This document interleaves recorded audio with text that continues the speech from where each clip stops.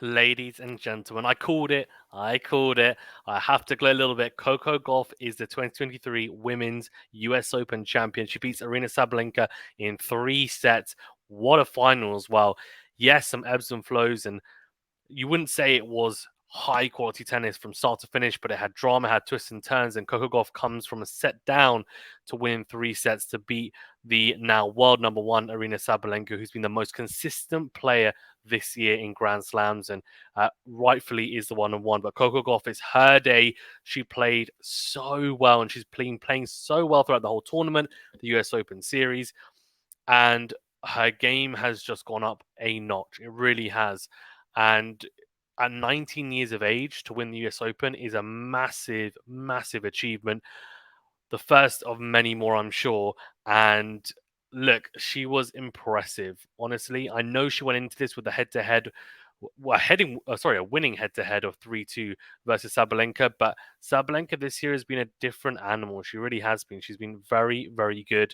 And yeah, I just think personally, this is going to be a springboard. And I think now we can say, given what's happened in this swing, we've really got 4 or 5 people now at the top of the women's game that are going to be competing for slams and for big titles, and it's only good. But let's get into the final. Let's talk about it. Let's talk about Coco Gauff as well, and some things to point out and what it might mean. Before we get into the room, to that like button, do subscribe if you're new and do leave a rating or review if you're listening on a podcast platform. Okay, Coco Gauff, for me, the reason why I found this so impressive more than anything was the fact that she bounced back from the first set loss, because the first set loss was very comprehensive. Sabalenka dismantled her in the first set with power, with precision. She was serving better. She was returning. Coco Gauff served really well. Coco Gauff only won 45% of first serve points won in that first set. You can see here, look, so she actually made 71% of first serves in, but only won 45% of those serves, which is ridiculous. Sabalenka was definitely returning well, but Coco Gauff was making some mistakes, and she just was struggling, I think, with the pace and the heaviness of ball of Sabalenka. That changed in the second and third sets, because you can see here, went up to 81% first serve points won in set 2, which went on to win, of course, in set 3, 65%. But look at that, 85% of first serves made. She was really high when it came to her first serve, generally speaking. For the match, she was at 66%, which is good as well.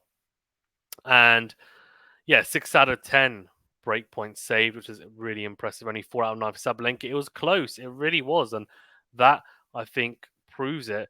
When it's unforced errors, she was solid 13. When it's a 90 unforced errors, 25 to 46 for Sabalenka. But in all honesty, what Kogov did so well in this whole match was being able to soak up the pressure of Sabalenka and actually stick with her in the rallies, because she knew that, look, if I'm able to stick with Sabalenka and not just stick with her, but make sure that I hit with quality and vary it up with spin, with height, with pace, but just the one thing that's constant is depth, then Sabalenka is going to make mistakes.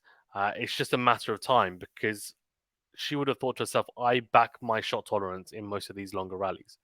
Now, in the first set, the reason why she got dismantled is because she was I think, as I said, she was struggling with Sabalenka's power, and she was tending to drop a lot of balls short into play, and Sabalenka is so good at pouncing on shorter balls and hitting winners from that. I think there was a stat going into for the Australian Open where she had won 49% of her points were winners. So Sabalenka, if she wins a point, there's a 50-50 chance, most likely, that it's or 50% chance that it's actually a winner. So, yeah, I mean, look, Coco Gauff was struggling in the first set, and then what I think is most impressive about this final is not necessarily even just the physical or the tactical attributes that she showed, but the mental aspect. Because to recover from a set down, especially after the heartbreak she had against Iga Swiatek last year, losing in straight sets in that Roland Garros final, to then come to this one, lose the first set the way she did, but then recover in the second and third sets, I thought was elite sports mentality. It really was. And what actually was very interesting was there were some points that she was losing to Sabalenka in the second and third sets, and even some games where she was losing. to Sabalenka, on Sabalenka's serve, that is, where she was actually giving a little fist bump to her box when she was losing those points. And I think the whole point of that was almost reassurance for herself and also to box that, look, okay, I'm still in control. I think this is when she was a breakup in both sets, but I'm still in control. It's all good. I did the right thing there, but I did the best I could, and Sabalenka, she was just too good. So fine, and that makes a lot of sense because really, you want to be in a position where you're playing close to your best tennis and you're not giving the opponent anything easy. And that's what Coco Gauff was doing so well.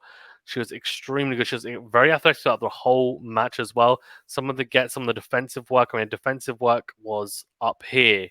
It really was in this match. Sabalenka was throwing the kitchen sink at her at times, absolutely pummeling Gauff from the back of the court, from the baseline. And Gauff was just soaking it up. She was soaking it up. She was counterattacking beautifully. And she was managing to induce errors from Sabalenka at times as well. She was hurting her, especially with the backhand line. I think was hurting Sabalenka, rushing her on the forehand side. And it was very impressive to watch and to witness, in honesty. And she should be really proud of herself because not only is she now a Grand Slam champion, but she's proved a lot of people wrong. I think in a post-match interview, she said, thank you to all the people that doubt me because it just kind of added fuel to the fire. And she's got this determination about her, which I don't think we would have seen in the past. The addition of Brad Gilbert seems to have also helped somewhat, and Sabalenka, she didn't play that bad. Her second and third set, she was quite erratic for sure, especially the third set. She actually ended up having a little break for a physio at 4-love down in the third set. She brought it back to 4-2, and then she actually had a chance to serve for 4-3. Now, she still would have been a breakdown, but it would have been better. But actually, what Gauff did is she managed to break in that game and then close it out, and she closed it out really well. It has to be said. Gauff, I thought she was really good. She got up to 40-love, and she closed it up or close it out even beautifully as well. Very, very solid. Gauff throughout this whole match for the most part. First set, yes, the level wasn't particularly high, but she recovered extremely well, and that's what champions do. And I'm excited to see what the future brings for her because she has a very diverse game and it's only improving. And the forehand in this match especially was really tested by Sabalenka. Sabalenka was pummeling it in the second and third sets because she managed to get to break down the first set. Second and third sets, though, the Coco Gauff that we've seen the last month or so, where the forehand has been more reliable, where it's been able to soak up pressure, where it's been able to deflect and hit with depth, was on show.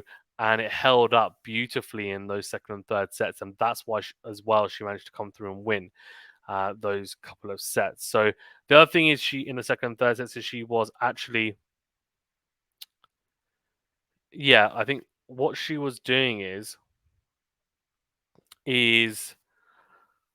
or what she was doing is she started to read the Sabalenka serve a lot better. First set she struggled, second and third set she was making a lot more returns, Coco.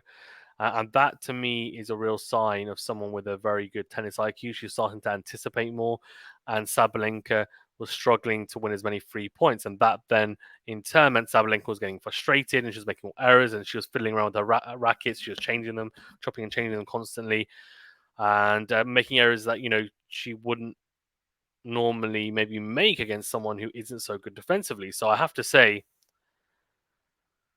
Gauff, incredible win, fantastic match as well, very entertaining to watch. And thank you to everyone that tuned in for the live watch along for it as well. We really do appreciate it. Coco Gauff is the 2023 US Open champion, deservedly so. Fantastic run, and look, Sabalenka played her part. She'll be back. She'll be back stronger, of course, than ever, I'm sure. But we've had 4 different women's champions this year. We've had Sabalenka, Swiatek, Vondrousova, and Gauff this year, and I have to say it's been very exciting to witness. Guys, thank you so much. Stay safe and well. Remember to that like button, subscribe if you're new, and we'll see you in the next video.